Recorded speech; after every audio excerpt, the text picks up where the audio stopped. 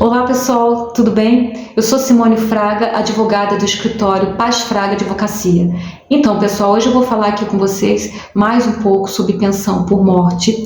Nós sabemos que esse assunto já foi muito falado nas redes sociais, de uma forma geral, mas acontece que aqui no escritório ainda tem acontecido situações onde nós vemos que os dependentes, principalmente os dependentes, eles chegam aqui após um requerimento, questionando o valor da renda mensal inicial da pensão por morte e outros questionando o indeferimento, alegando o INSS que aquele segurado falecido não tinha qualidade de segurado.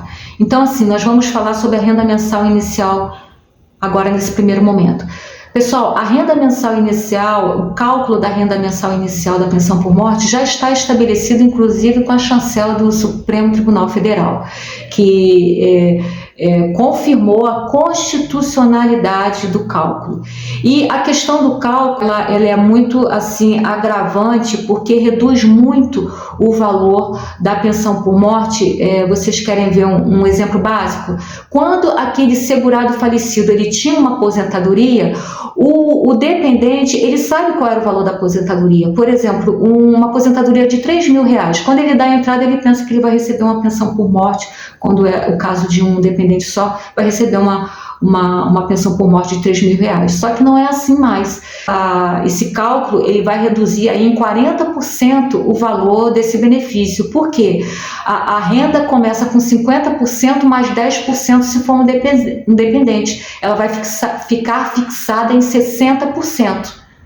3.000 vai cair para 1.800. Ela vai ser acrescida a cada 10% a cada entrada de um dependente. Por exemplo, se for um cônjuge mais um filho, vai ser 60% mais 10%. Se forem 2 filhos, vai ser 80%. E detalhe, esses 80% vão ser divididos em partes iguais para esses 3 dependentes. Por exemplo, se um dependente chega à maioridade, essa cota não retorna mais para o conjunto de dependentes, ela volta para os cofres públicos, tá? Antes da reforma não era assim, ok? E uma outra questão da renda mensal inicial da pensão por morte, que acontece mais uma redução, é quando aquele segurado que falece, ele não tinha benefício algum.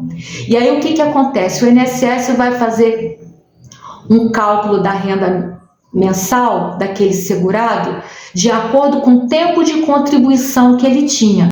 E acrescenta-se, se ele tinha só 20 anos, a cada um ano, além de 20 anos, acrescenta-se 2%. Por exemplo, se ele tinha 22 anos, tá?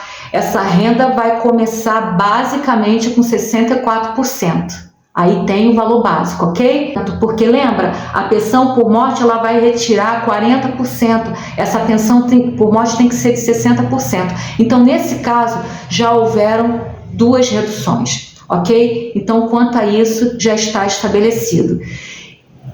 A outra questão agora é sobre a negativa quando o INSS alega que aquele segurado perdeu ou não tinha qualidade de segurado. Ora, se o dependente dá entrada porque sabe que há um tempo atrás ele contribuiu, mas não tem muita noção se ele tem direito ou não, isso não pode acontecer. Esse dependente tem que saber um pouco do histórico daquele falecido, tem que procurar os documentos dele. E nessa situação, o período de graça que o INSS reconhece e concede o benefício são só de 12 meses. Tá? Se passar de 12 meses, aquele segurado ficou sem contribuir, aquele segurado que faleceu por 12 meses, tá? No 13º mês sem contribuição, ele perde automaticamente a qualidade de segurado, portanto, esses dependentes eles não vão ter direito à pensão por morte. Só que o INSS deveria concluir ou fazer exigência nessa análise da pensão por morte para saber por que aquele segurado, por exemplo, ficou 12 meses sem contribuir. Tá? Às vezes é porque ele estava desempregado mesmo, não tinha como contribuir nem como facultativo. Esse dependente ele deve provar para o INSS que o INSS deve estender esse período de graça por mais 12 meses por causa dessa circunstância. Tá?